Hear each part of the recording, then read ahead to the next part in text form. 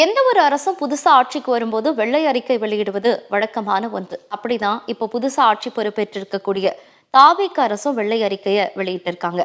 முதல்ல நிதிநிலை குறித்தான வெள்ளை அறிக்கை, அப்புறமா மின்சாரம் குறித்தான வெள்ளை அறிக்கை. வெள்ளை அறிக்கை அப்படின்னாலே எந்த ஒரு அரசியல் சாயமும் இல்லாம இருக்கணும்.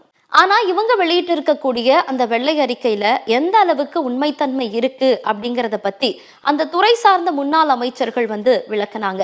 இன்னைக்கு நம்ம நிகழ்ச்சியில வெள்ளை அறிக்கை அப்படின்னா என்ன, தாவேக அரசு வெளியிட்ட வெள்ளை அறிக்கைக்கும் அதே போல அதற்கு பதிலளித்த அந்த அமைச்சர்கள் என்ன சொன்னாங்க அப்படிங்கறத பத்தியும் தான் பார்க்க போறோம். வாங்க நிகழ்ச்சிக்குள்ள போலாம். இந்த வெள்ளை அறிக்கை என்பது உண்மையிலேயே நிதிநிலை அறிக்கைகளை பற்றி, நிதி நிர்வாகத்தை குறித்து, நிதிநிலையினுடைய புள்ளி விவரங்களை குறித்ததாக இல்லாமல் இந்த வெள்ளை அறிக்கை என்பது ஒரு வெற்று அறிக்கை என்றும். வெள்ளை அறிக்கை அப்படிங்கிறது ஒரு குறிப்பிட்ட சிக்கல், கொள்கை, தற்போதைய நிலைமையை பத்தி அரசாங்கமோ அல்லது அமைப்போ அதிகாரப்பூர்வமா வெளியிடக்கூடிய விளக்க ஆவணம். சுருக்கமா சொல்லணும் அப்படின்னா, ஒரு விஷயத்தை பத்தி முழு உண்மையையும் தரவுகளையும் எந்தவித ஒளிவு மறைவும் இல்லாம பொதுமக்களோட பார்வைக்கு வைக்கிறது தான் வெள்ளை அறிக்கை. ஒரு துறையிலயோ இல்லனா அரசோட நிதி நிலையிலயோ உண்மையா என்ன நடக்குது, எவ்வளவு பாதிப்பு ஏற்பட்டிருக்கு அப்படிங்கறத துல்லியமான புள்ளி விவரங்களோட மக்களுக்கு தெரிவிப்பதுதான் வெள்ளை அறிக்கை.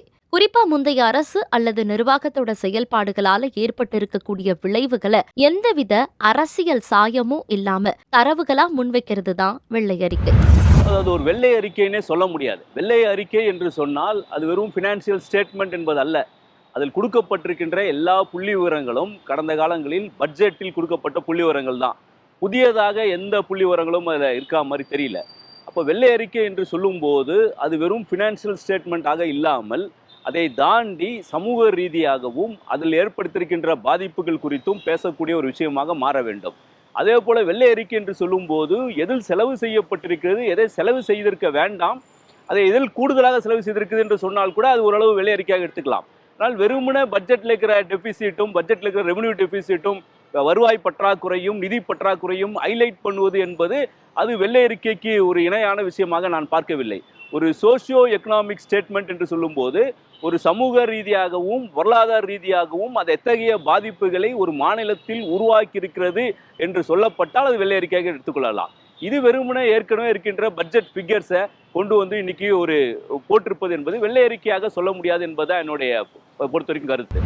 ஆனா இப்ப தமிழ்நாட்டுல புதுசா பொறுப்பேற்றிருக்கக்கூடிய தாவேக தலைமையிலான அரசு மாநிலத்தோட நிதிநிலை குறித்த வெள்ளை அறிக்கையையும் மின்துறை தொடர்பான வெள்ளை அறிக்கையையும் வெளியிட்டது. அதுல கடந்த 5 ஆண்டு கால திமுக அரசு செஞ்சு முடிச்ச திட்டங்கள், உட்கட்டமைப்பு பணிகள் இதெல்லாம் புறந்தள்ளிட்டு வெறும் கடன் கணக்க மட்டுமே காட்டியிருக்கு. திமுக ஆட்சி பொறுப்பேற்கும் போது தமிழ்நாட்டை பொறுத்த வரைக்கும் சாதாரண ஒரு சூழல் இல்ல.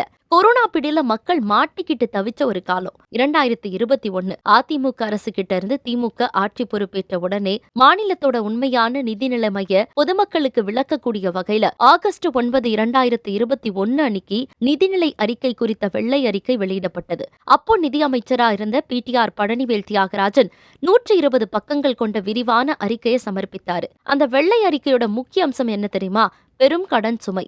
அதாவது தமிழக அரசோட ஒட்டுமொத்த கடன் சுமை எவ்வளவு இருந்தது, தமிழ்நாட்டுல இருக்கக்கூடிய ஒவ்வொரு குடும்பத்தின் மீதும் சராசரியா எவ்வளவு கடன் சுமை இருந்தது, அடுத்து வருவாய் பற்றாக்குறை. முந்தைய அதிமுக ஆட்சி காலத்துல, அதாவது 2011 இருந்து 2021 வரைக்கும் கிட்டத்தட்ட 10 வருஷ காலம் மாநிலத்தோட வருவாய் பெருமளவு சரிவடைந்து இருந்தது. வாங்கும் கடன்கள் எல்லாமே வளர்ச்சி திட்டங்களுக்கோ புதிய சொத்துக்களை உருவாக்கவோ பயன்படுத்தாம தினசரி அன்றாட செலவுகளையும் வாங்கிய கடனுக்கான வட்டியையும் கட்ட மட்டுமே பயன்படுத்தப்பட்டது. அடுத்து பொதுத்துறை நிறுவனங்கள்ல ஏற்பட்ட நஷ்டம், குறிப்பா மின்சார வாரியம், அரசு போக்குவரத்து கழகங்கள் ஆகியவை கடுமையான நஷ்டத்துல இயங்கிட்டு இருந்தது.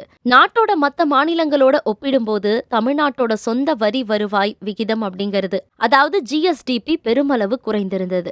வணிக வரி, முத்திரைத்தாள் கட்டணம், வாகன வரிகள் மூலமா கிடைக்க வேண்டிய வருவாய் சரியா திரட்டப்படல அப்படின்னு விமர்சிக்கப்பட்டது. சுருக்கமா சொல்லணும்னா நிதி நிலைமை ரொம்ப மோசமா இருந்த சமயம் அது.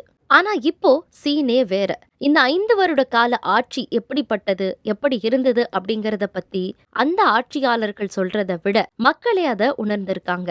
அவ்வளோ ஏன் மற்ற மாநிலங்கள் இங்க இருந்த திட்டங்களை செயல்படுத்துறதாகட்டும், அதே போல ஒன்றிய அரசு கிட்ட இருந்து கிடைத்த அங்கீகாரமாகட்டும், தமிழ்நாடு எந்த அளவுக்கு வளர்ச்சி பெற்றது அப்படிங்கிறது நம்ம கண்கூடா பார்த்தோம். அப்படி இருக்க வைரல் வீடியோ புகழும் நிதி அமைச்சருமான மரிய வில்சன் வெளியிட்ட வெள்ளை அறிக்கையில திமுக அரசு மீது பல்வேறு குற்றச்சாட்டுகள் முன்வைக்கப்பட்டது. தாவேகா அரசு வெளியிட்ட வெள்ளை அறிக்கை தமிழக அரசியல்ல ஒரு பெரும் புயலையே கிளப்புச்சு. இதுக்கு பதிலடியாகவும் விளக்கமாகவும் திமுக தரப்பு முன்னாள் நிதியமைச்சர் தங்கம் தென்னரசும் திமுக தலைவர்களும் தங்களுடைய கடுமையான விமர்சனங்களையும் விளக்கங்களையும் முன்வச்சாங்க. இது வெள்ளை அறிக்கையே கிடையாது, வெற்றறிக்கை அப்படின்னும் திமுகவோட முக்கிய தலைவர்கள் இந்த அறிக்கையை ஒரு டோட்டல் ஃபிளாப் அப்படின்னும் வர்ணிச்சாங்க. தேர்தல் நேரத்துல தாவேகா கொடுத்த வான வேடிக்கை வாக்குறுதிகளை நிறைவேற்ற முடியாததால தங்களுடைய இயலாமையை மறைப்பதற்காக தான் இந்த வெள்ளை அறிக்கை ஒரு சாக்கா பயன்படுத்துறாங்க அப்படின்னும், மக்களோட கோப கண்ணல்ல இருந்து தப்பிப்பதற்கான தந்திரம் தான் இது அப்படின்னும் திமுக விமர்சிச்சது. திமுகவோட ரொம்ப முக்கியமான குற்றச்சாட்டு என்னன்னா, இந்த வெள்ளை அறிக்கை சுயாதீனமா தயாரிக்கப்பட்டதே கிடையாது. 2021 திமுக அரசு வெளியிட்ட நிதிநிலை வெள்ளை அறிக்கையோட பல பக்கங்கள், வரிகள், புள்ளி விவரங்களை தாவேகா அரசு அப்படியே காப்பி பேஸ்ட் பண்ணியிருந்துச்சு. 2021 திமுக பதவியேற்கும் போது கொரோனா பேரிடரால பொருளாதாரம் முடங்கி இருந்தது. அதை மீட்டெடுக்கவும் மக்களோட வாழ்வாதாரத்தை காக்கவும் நிதி தேவைப்பட்டுச்சு. புதுமை பெண் திட்டம், கலைஞர் மகளிர் உரிமை தொகை, விடியல் பயணம் போன்ற மாபெரும் சமூக நல திட்டங்களுக்காகவே இந்த நிதிகள் எல்லாம் பயன்படுத்தப்பட்டது. இது எல்லாமே வீண் செலவுகள் கிடையாது, மக்களோட பொருளாதாரத்தை உயர்த்திய சமூக முதலீடுகள். ஜிஎஸ்டி இழப்பீடு தராமை, மத்திய அரசு கிட்ட இருந்து வரவேண்டிய வரி பகிர்வு சரியா கிடைக்காதது போன்ற பல காரணங்களால தான் மாநில அரசு கடன் வாங்க வேண்டிய சூழலுக்கு தள்ளப்பட்டது. அதாவது மாநிலங்களுக்கான உரிமைகள் என்பது ஜிஎஸ்டி வந்த பிறகு வரி வசூலிக்கும் உரிமை என்பது முற்றிலுமாக அவளுக்கு அந்த உரிமை என்பது இன்னைக்கு நீக்கப்பட்டிருக்கு நாம் பார்க்கின்றோம். மாநிலத்துக்கு வரி வசூல் செய்யக்கூடிய வருவாய் என்பது மிகவும் சுருக்கப்பட்டிருக்கிறது நாம் பார்க்கின்றோம். அதிகபட்சமாக பத்திரப்பதிவின் போதும் இல்ல மோட்டார் நம்ம வண்டி வாகனங்கள் பதிவின் போதும் அல்லது டாஸ்மாக் மூலமாகத்தான் அரசுக்கான வருவாய் என்பது இன்னைக்கு வந்து கொண்டிருக்கிறது. வேறு எந்த சோர்ஸும் மாநிலத்துக்கான வருவாய் என்பது இல்லை. ஒட்டுமொத்தமான வரி வசூல் செய்கின்ற அதிகாரம் என்பது இன்றைக்கு ஒன்றிய அரசாங்கத்திடம் குவிந்து கிடப்பதை நாம் பார்க்கின்றோம். அந்த அரசாங்கம் இன்றைக்கு டிவல்யூஷன் ஆஃப் ஃபண்ட் என்று சொல்லக்கூடிய மாநில அரசின் பகிர்வின் போது வெறும் 41% தான். சமீபத்தில் வெளியிடப்பட்ட 16வது ஃபைனான்ஸ் கமிஷன் கூட வெறும் 41% தான் மாநிலங்களுக்கு பகிர்வு என்று சொல்லப்பட்டிருக்கும் போது அது கூடுதலாக ஆக்க வேண்டும் என்ற கோரிக்கையை வைத்து அதற்கான விஷயங்களை செய்ய வேண்டுமே தவிர வெறும் இன்றைக்கு கடன் என்கின்ற அந்த ஒற்றை விஷயங்களை தூக்கி காட்டுவது என்பது ஒன்றிய அரசாங்கத்தினுடைய அவர்களுடைய குறைகளையும் சேர்த்து அந்த வெள்ளை அறிக்கையை வெளியிட்டிருந்தால் மக்களுக்கு ஒரு பர்செப்ஷன் கிடைச்சிருக்கும். ஏன் எவ்வளவு வருவாய் நம்மால் வசூல் செய்ய முடியும், எவ்வளவு ஒன்றிய அரசாங்கம் கொடுக்க வேண்டும், எதில் நாம் தவறு இருக்கின்றோம், எந்த இடத்துல லீக்கேஜ் இருக்கு என்பதை கூட பேசியிருக்கலாம், தவறு கிடையாது.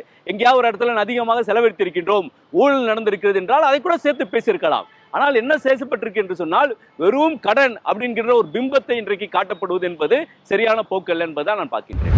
தாவேகா அரசோட நிதிநிலை குறித்த வெள்ளை அறிக்கையில தமிழ்நாட்டோட மொத்த கடன் இவ்வளோ, இதன் மூலம் தமிழ்நாட்டில் பிறக்கக்கூடிய ஒவ்வொரு குழந்தை மீதும் சுமார் 1.29 லட்சம் கடன் சுமை இருக்கு அப்படின்ற ஒரு குற்றச்சாட்டு முன்வைக்கப்பட்டது.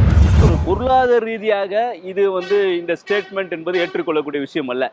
ஒரு குழந்தையோட தலையில 1 லட்சம் ரூபாய் கடன் இருக்கிறது என்பது எந்த இடத்துலையுமே இது ஒரு பாராமீட்டராக எந்த பொருளாதார நிபுணரும் இப்படி பேசுவது என்பது கிடையாது. அதுவே ஒரு அரசு இப்படி பேசுவது என்பது சரியா இருக்காது என்பது நான் பார்க்கின்றேன். இப்போ நம்ம வீட்டில் நம்ம ஒரு கடன் வச்சிருக்கோம், ஒரு 10 லட்ச ரூபா கடன் இருக்குன்னா ஒரு குழந்தை பிறக்குதுங்கிறதுக்கு அந்த குழந்தைய பார்த்து உனக்கு மேலே 2.5 லட்சம் கடன் இருக்குன்னு சொல்வது என்பது அந்த குழந்தை படிக்கும் போது இல்லை அந்த குழந்தை வளரும் போது அதுக்கு ஏற்படுகின்ற அழுத்தத்தை நாம் புரிந்து கொள்ள வேண்டும். அதனால் அப்படியான ஒரு ஃபேக்டராக பாராமீட்டராக நம்ம என்றைக்குமே ஒரு குழந்தை மேலே இருக்க கடன் போல இல்லை ஒரு தனிநபர் மீது இருக்கின்ற கடன் என்பது அல்ல.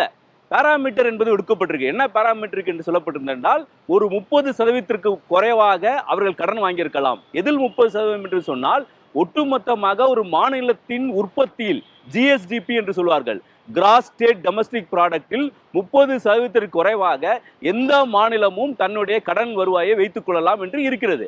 அப்படி அந்த பாராமீட்டரில் தமிழகம் தாண்டி இருக்கிறதா என்பதை பார்க்கும்போது அது 28.3% நிறுத்தப்பட்டிருக்கிறது நாம் பார்க்கின்றோம். ஆக அந்த ஒப்பீடு என்பது சரியல்ல.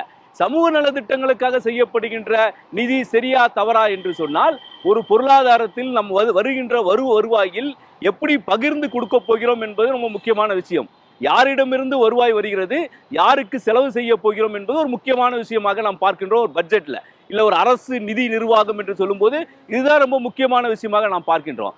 அப்படி சொல்லும்போது இந்த நிதி நிர்வாகத்தில் அரசுடைய இந்த சமூக நல திட்டங்களுக்காக செய்யப்பட்ட நிதி என்பது அது ரொம்ப முக்கியமான நிதியாக நாம் பார்க்கின்றோம். அதே சமயத்தில் அது வளர்ச்சிக்காக, எதிர்கால திட்டங்களுக்காக, ஒரு தொலைநோக்கு திட்டங்களுக்காக செலவழிக்கப்பட்டிருக்கிறதா என்பதையும் சேர்த்து பார்க்க வேண்டும். ஆகவே ஒரு கம்பேரிட்டிவ் அனாலிசிஸ் என்பது இது இரண்டுத்தையும் சேர்த்து பார்க்கக்கூடிய விஷயமாகத்தான் இருக்க முடியுமே தவிர வெறும் வளர்ச்சி, வெறும் பொருளாதார வளர்ச்சி என்று பார்த்தால் அது வெறும் பொருளாதாரத்தை எக்கனாமிக் growth என்பதை மட்டும் பேசக்கூடிய விஷயமாக மாறிவிடும். அல்லது வெறும் வெல்ஃபேர் ஸ்கீம்ஸ் பார்த்தீங்கன்னா வெறும் சமூக திட்டங்கள் என்பது மாறிவிடும். ரெண்டுமே அன்சஸ்டைனபிள், நீண்ட காலத்தளவில் அது ரெண்டுமே ரொம்ப கஷ்டமான ஒரு விஷயமாக மாறிவிடும். ஆகவே தான் நம்ம சொல்றோம் பேலன்சிங் என்பது தேவை என்பதுதான் நம்முடைய அடிப்படையான விஷயமாக பார்க்கிறோம். அது எதுக்காக வாங்கப்பட்டது அப்படிங்கறதையும் நம்ம பார்க்க வேண்டிய அவசியம் இருக்கு. கொரோனா பேரிடரால வாழ்வாதாரம் இழந்த மக்களை மீட்டெடுக்கவும் முடங்கிய பொருளாதாரத்தை நிமிர்த்தவும் நிதி தேவைப்பட்டுச்சு. இந்த கடன் தொகை எல்லாமே மக்கள் நலத்திட்டங்களால மக்களோட கைகளுக்கே நேரடியா சென்று சேர்ந்திருக்கு அப்படிங்கிறது தான் நிதர்சனமான உண்மை. பெண்களுக்கான கொண்டு வரப்பட்ட திட்டங்களா மிக முக்கியமான திட்டங்கள் தான். பெண்களுக்கான நம்ம உரிமை தொகை என்பது பெண்கள் கையில் ஒரு மிகப்பெரிய அளவுள்ள சுதந்திரம் என்பது கிடைத்திருக்கிறது. கணவனை நம்பி இல்லாமல் அவர்கள் கையிலே ஒரு 1000 ரூபாய் என்பது வருகிறது. அப்புறம் பஸ்ஸில் ஃப்ரீ பஸ் என்பதெல்லாம் பெரிய அளவில் அவர்கள் முன்னேறுவதற்கான ஒரு வாய்ப்பு என்பதை ஏற்படுத்தி கொடுத்திருக்கிறது பார்க்கின்றோம். இது மட்டுமே முன்னேற்றம் என்று நாம் சொல்லவில்லை, ஆனால் இது ஒரு முதல் படி என்று நாம் பார்க்கின்றோம். இந்தியாவில் தமிழ்நாட்டில் தான் 42% பெண்கள் தொழிற்சாலையில் வேலை செய்கிறார்கள் என்று நாம் பட்டியலிடுகின்றோம். மிக பெருமையாக தமிழ்நாட்டை பற்றி நாம் பேசிக் கொண்டிருக்கின்ற ஒரு புள்ளி விவரம் இது. அதே சமயத்தில் நாம் பார்க்க வேண்டியது என்னவென்று சொன்னால் அந்த பெண்கள் கையில் குறைந்தபட்ச ஊதியத்தை அரசு கொடுத்திருக்கிறதா என்று கேட்டால் அது ஒரு பெரிய கேள்விக்குறிதான், விமர்சனத்திற்குரிய விஷயமாகவும் நான் பார்க்கின்றேன். ஒருவேளை கடந்த காலத்தில் எல்லா தொழிற்சாலைகளிலும் குறைந்தபட்ச ஊதியத்தை அரசு உத்தரவாதப்படுத்தியிருந்தால், அது ஆணா இருந்தாலும் சரி பெண்ணா இருந்தாலும் சரி, அந்த குறைந்தபட்ச ஊதியமும் அதற்கு மேலேயும் ஊதியம் என்பதை உத்தரவாதப்படுத்தியிருந்தால் சமூகம் இன்னும் மேம்பட்டிருக்க என்பது நிச்சயமாக யாருக்கும் மாற்று கருத்து இல்லை. அப்படியான ஒரு வளர்ச்சியை நோக்கி போயிருக்க வேண்டும் என்பதுதானே தவிர இந்த திட்டங்கள் சரியல்ல என்று சொல்வது ஏற்றுக்கொள்ள முடியாது என்பது பார்க்கிறோம். வருவாய் ஆதாரங்களை பெருக்காம வெறும் கடன் வாங்கிய திட்டங்களை அறிவிச்சதுனால தான் இந்த அவல நிலை ஏற்பட்டிருக்கு அப்படின்னு தாவேகா சொல்லுது. ஆனா திமுக ஆட்சியில கொண்டு வரப்பட்ட கலைஞர் மகளிர் உரிமை தொகை, புதுமை பெண் திட்டம், இலவச பேருந்து பயணம், அது எல்லாமே பொருளாதார சுதந்திரத்தை உயர்த்திய சமூக முதலீடுகள் என்பது புதிய அரசுக்கு எப்போ புரியும் அப்படிங்கிறது மிகப்பெரிய கேள்விக்குறியாகவே இருக்கு. ஒரு மாநிலத்தின் கடன் என்பது தனிநபரை எப்படி பாதிக்குது என்று சொன்னால், நீங்க இன்ட்ரெஸ்டுக்கான சர்வீசஸ் என்று சொல்வார்கள், அதாவது இன்ட்ரெஸ்ட் சர்வீசிங் என்று சொல்வார்கள். ஒரு கடன் என்று வாங்கி விட்டீங்கன்னா வட்டி கட்டணும். அப்போ உங்களுடைய வரி வருவாயில் பெரும் பகுதி கடனுக்கான வட்டி என்று போனால் உங்களுடைய வருவாய் சுருங்கிவிடும், வருவாய் என்பது குறைந்து விடும். அப்போ மீதி இருக்கின்ற தொகையை தான் நீங்க வளர்ச்சிக்காகவோ இல்ல வெல்ஃபேர் திட்டங்களுக்காகவோ சமூக நல திட்டங்களுக்காகவோ செலவழிப்பது என்பது ஆகும். அப்ப கடன் ஏற ஏற வட்டி கூடுதல் ஆகும் போது உங்களுடைய வருவாயில் பெரும் பகுதி வட்டிக்காக போனால் மீதி இருக்கின்ற பணத்தை வைத்துக் கொண்டு வளர்ச்சி திட்டங்களை குறைவாகத்தான் நீங்கள் செய்ய முடியும், சமூக நல திட்டங்களை குறைவாகத்தான் செய்ய முடியும். அந்த அடிப்படையில் தான் கடனை குறைக்க வேண்டும் என்பதை பார்க்கின்றமே தவிர, ஆனால் கடனை குறைத்து எந்த திட்டங்களையும் பண்ணக்கூடாது என்று சொன்னால் ஒரு நாடு வளர்வதற்கான வாய்ப்புகளே இல்லை என்பதை நாம் புரிந்து கொள்ள வேண்டும். தனி மனிதன் கூட கடன் வாங்காம இந்த நாட்டில் வாழ்ந்துட முடியும், அவனே வாழ முடியல. இன்னைக்கு எல்லாத்துக்கும் கடன் வாங்கக்கூடிய ஒரு நிலைமை என்பது இருந்துட்டு இருக்கு. அதனால ஒரு அரசு கடன் வாங்காமல் செயல்படுத்த முடியுமா என்று சொன்னால் இன்னைக்கு இருக்கின்ற அது போன்ற மாநில அரசாங்கத்திற்கான நிதி வருவாய் குறைவாக இருக்கும் போது அது சாத்தியமில்லை. ஒன்றிய அரசாங்கமே இன்றைக்கு பார்த்தீங்களானால் அவர்கள் கையிலே இன்கம் டாக்ஸ் வசூல் செய்கின்ற அதிகாரம் இருக்கிறது, கார்ப்பரேட் டாக்ஸ் வசூல் செய்யக்கூடிய அதிகாரம் இருக்கிறது, ஜிஎஸ்டி வசூல் செய்யக்கூடிய அதிகாரம் என்பது இருக்கிறது. அது போக பொதுத்துறை நிறுவனங்களை விற்கிறார்கள். அது போக ஆர்பிஐல ரிசர்வ் பேங்க் ஆஃப் இந்தியாவில் ஒவ்வொரு வருடமும் 2.5 லட்சம் கோடி சர்ப்ளஸ் பணத்தை எடுக்கிறாங்க. இப்படி எல்லாவற்றையும் எடுக்கின்ற ஒன்றிய அரசாங்கமே பல லட்சம் கோடி, இன்றைக்கு 216 லட்சம் கோடி கடன் வாங்கியிருக்கும் போது மாநில அரசாங்கங்கள் கடன் வாங்குவது என்பது 12 லட்சம் 13 லட்சம் என்பது ஒரு பெரிய விஷயம் இல்லை என்பதை நாம் பார்க்க வேண்டியிருக்கிறது. நிதிநிலை தொடர்பான வெள்ளை அறிக்கையை தொடர்ந்து மின்துறை தொடர்பான வெள்ளை அறிக்கை தாவேகா அரசால வெளியிடப்பட்டது. அதுக்கு முன்னாள் அமைச்சர் செந்தில் பாலாஜி அவர்கள் விளக்கமும் அளிச்சாரு. அவர் என்ன சொன்னாரு அப்படிங்கறத பத்தி தான் இப்ப நம்ம விளக்கமா பார்க்க போறோம். நிதிநிலை தொடர்பான வெள்ளை அறிக்கையை தொடர்ந்து மின்துறை தொடர்பான வெள்ளை அறிக்கையை அந்த துறையோட அமைச்சர் CTR நிர்மல்குமார் வெளியிட்டாரு. அதுல கடுமையான கடன் சுமை, நிதி பற்றாக்குறை, விவசாயிகளுக்கு இலவச மின்சாரம், உள்கட்டமைப்பு மற்றும் திட்டங்கள், எதிர்கால திட்டங்கள், ஸ்மார்ட் மீட்டர், வெளிப்படைத்தன்மைன்னு நிறைய விஷயங்களை சொன்னாலும் இந்த வெள்ளை அறிக்கைக்கு திமுக தரப்புல முன்னாள் மின்துறை அமைச்சர் செந்தில் பாலாஜி கடுமையா மறுப்பு தெரிவிச்சாரு. தாவேக அரசு தங்களுக்கு வசதியா பல உண்மைகளை மறைச்சு அரசியல் உள்நோக்கத்தோட இந்த அறிக்கையை தயாரிச்சிருக்கு அப்படின்ற ஒரு குற்றச்சாட்டையும் அவர் முன்வச்சாரு. அதுக்கு பல புள்ளி விவரங்களையும் வெளியிட்டாரு. அதாவது 2021 திமுக ஆட்சி பொறுப்பேற்றப்போ மின்சார வாரியத்தோட ஒட்டுமொத்த கடன் 1,59,731 கோடியா இருந்தது. இந்த முந்தைய அதிமுக ஆட்சி கால கடனுக்காக கடந்த 5 வருஷ திமுக ஆட்சியில வட்டியா மட்டும் 75,000 கோடி செலுத்தப்பட்டது அப்படின்னு சொன்னாரு. தாங்கள் வாங்கிய கடனுக்காக இந்த வட்டி செலுத்தப்படல, முந்தைய அரசோட கடனுக்காக இவ்ளோ பெரிய தொகை வட்டியா கட்டப்பட்டது அப்படின்ற உண்மைய தாவேக அரசு வெள்ளை அறிக்கையில திட்டமிட்டு மறைச்சிடுச்சு. அதே போல முந்தைய அதிமுக ஆட்சியில மின் கட்டணம் 3 முறை உயர்த்தப்பட்டப்பவும் வருவாய் பற்றாக்குறை முறையே பல கோடி ரூபாய் உச்சத்துல இருந்தது. ஆனா திமுக ஆட்சியில மேற்கொள்ளப்பட்ட சீர்திருத்தங்கள் மற்றும் முறையான நிதி மேலாண்மை காரணமா கடந்த 5 வருஷத்துல மின்துறையோட வருவாய் அதிகரிக்கப்பட்டு வருவாய் பற்றாக்குறை பல கோடி குறைக்கப்பட்டது. அது மின்வெட்டு என்கின்றது அதை சரி செய்தது மட்டும் பிரச்சனை சால்வ் ஆயிடுச்சு நான் பார்க்கல. நான் கடந்த அரசு என்பது உடன்குடி திட்டமாக இருந்தாலும் சரி, அல்லது 800 அனல் மின் நிலைய திட்டமாக இருந்தாலும் சரி, அது புதுப்பித்தல் திட்டமாக இருந்தாலும் சரி, மிக சிறப்பாக அதில் செய்திருக்காங்க என்று பார்க்கின்றோம். ஆனாலும் கூட அதில் இருக்கின்ற ஒரு விமர்சனம் என்னவென்று சொன்னால், மின் பற்றாக்குறை ஏற்படுகும் போது ஒரு குறைந்த கால ஷார்ட் டேர்ம் கான்ட்ராக்ட்ஸ் என்பது போடப்பட்டது, குறைந்த கால ஒப்பந்தம் என்பது போடப்பட்டது. அப்படி குறைந்த கால ஒப்பந்தம் போடும்போது கூடுதல் விலையில் அந்த ஒப்பந்தம் போடப்பட்டது என்கிற ஒரு விமர்சனம் இருக்கிறது. இரண்டாவது மிக முக்கியமான விஷயம் என்பது 2015ஆம் ஆண்டு அதிமுக அரசு இருந்தபோது அவர்கள் போட்ட பவர் பர்ச்சேசிங் அக்ரிமெண்ட், PPA என்று சொல்வார்கள், மின் வாங்குவதற்கான ஒப்பந்தம் என்பது மிக அதிகமான விலையில் அந்த ஒப்பந்தம் என்பது போடப்பட்டது. ஒரு யூனிட்டோட விலை 7 ரூபாய்க்கு ஒப்பந்தம் போடப்பட்டது. ஆனால் இந்த அரசாங்கம், திமுக அரசாங்கம் வந்த பிறகு அந்த ஒப்பந்தங்களை கேன்சல் செய்வது என்பது ஒன்று செய்திருக்கலாம், அல்லது ரீநெகோசியேட் பண்ணிருக்கலாம். அந்த விலைகளை மறுபடியும் மறுபரிசீலனை செய்வதற்கு கான்ட்ராக்டர்களோடு பேசியிருக்கலாம். அதில் அவர்கள் தவறு இருக்கிறார்கள் என்று நாம் பார்க்கிறோமே தவிர, ஒட்டுமொத்தமாக மின் மிகை மாநிலமாக மாற்றுவதில் இந்த அரசாங்கம், திமுக அரசாங்கம் ஒரு முயற்சி செய்து அதில் வெற்றி பெற்றிருக்கிறது என்பதை நாம் பார்க்கின்றோம். செலவினங்கள் அதிகரித்ததற்கான நியாயமான காரணங்களும் பல இருக்கு அப்படின்னும் அவர் சொன்னாரு. ஒவ்வொரு வருஷமும் தமிழ்நாட்டோட மின் தேவை அதிகரிச்சுக்கிட்டே வருது. கடந்த 5 வருஷத்துல மட்டும் மின் தேவை அப்படிங்கிறது 25,000 மில்லியன் யூனிட் உயர்ந்திருக்கு. இந்த தேவையை பூர்த்தி செய்ய மின் உற்பத்தியை பெருக்கவும் வெளிமாநிலங்கள்ல இருந்து மின் கொள்முதல் செய்யவும் செலவுகள் அதிகரிச்சது.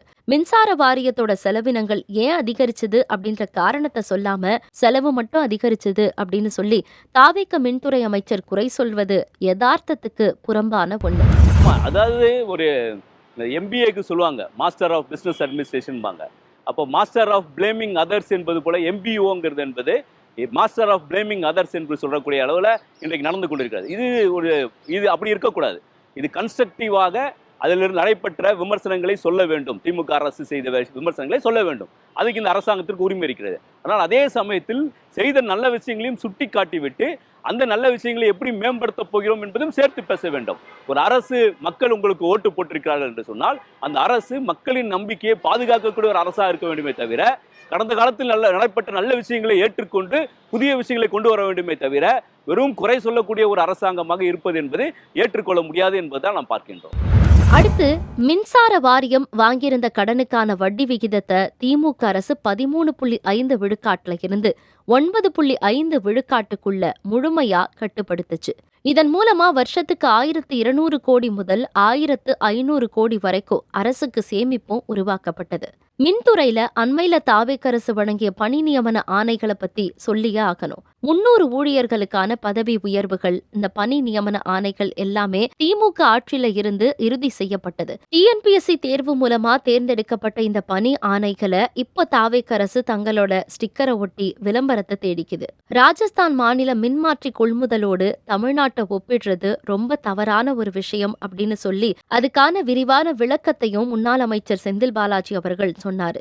அதாவது ராஜஸ்தான் அரசு 16 வருஷத்துக்கு மட்டுமே உழைக்கக்கூடிய 3 வருஷம் பராமரிப்பு உத்தரவாதம் கொண்ட மின்மாற்றிகளை வாங்குது.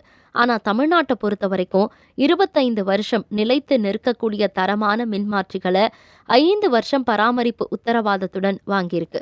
இதுக்காக 5% நிதியும் பிடித்தம் செஞ்சு வச்சிருக்கு. இதுல எந்தவித முறைகேடுமே நடக்கல அப்படின்னு சொல்லி தெளிவா சொன்னாரு. இறுதியா நலிவடைந்த நிலையில இருந்த மின்துறைய கடந்த 5 வருஷத்துல கோடை காலத்திலையும் தடையற்ற மின்சாரம் வழங்கக்கூடிய அளவுக்கு மீட்டெடுத்தவர் தான் முன்னாள் முதல்வர் மு.க.ஸ்டாலின் அவர்கள் அப்படின்னும், தங்களுடைய நிர்வாக திறமையின்மையை மறைக்க தாவேக அரசு திமுக மீது ஆதாரமற்ற அவதூறுகளை பரப்புறதை விடுத்து மக்களோட உண்மையான பிரச்சனைகளை தீர்க்க நடவடிக்கை எடுக்கணும் அப்படின்னு சொல்லியும் முன்னாள் அமைச்சர் செந்தில் பாலாஜி அவர்கள் சொன்னார். உடன்குடியுடைய திட்டமாக இருந்தாலும் சரி, எண்ணூர் திட்டமாக இருந்தாலும் சரி, இதெல்லாம் மிகப்பெரிய அளவில் கடந்த காலங்களில் தேங்கியிருந்த திட்டங்கள் எல்லாம் புதுப்பிக்கப்பட்டிருக்கிறது என்பதை நாம் பார்க்கின்றோம். அந்த வகையில் அந்த திட்டங்களையும் சேர்த்து கொண்டு வந்திருக்க வேண்டும். இன்னும் என்ன செய்திருக்கலாம் என்று ஆலோசனை பெற்று அந்த வெள்ளை அறிக்கையில் போட்டிருந்தால் அது சிறப்பாக இருந்திருக்க முடியும். வெறும் புள்ளி விவரங்கள் அல்ல, அதை தாண்டி சமூக ரீதியாக அது எத்தகைய வளர்ச்சிகளை உருவாக்கி இருக்கிற திட்டங்களையும் என்று சேர்த்து சொல்லியிருந்தால் அது வெள்ளை அறிக்கையாக முடிந்திருக்கும் என்று பார்க்கிறேன். தாவேக அரசால வெளியிடப்பட்டிருக்கக்கூடிய இந்த வெள்ளை அறிக்கைகள் வெற்றறிக்கைகள் அப்படின்னு சொல்லி ஏன் சொன்னாங்க அப்படிங்கிறது இந்த நிகழ்ச்சியை பார்த்த உடனே உங்களுக்கே தெரிஞ்சிருக்கும். இதே போல் மீண்டும் ஒரு நிகழ்ச்சியில் உங்களை சந்திக்கும் வரை உங்களிடமிருந்து விடைபெறுவது நான் உமேரா.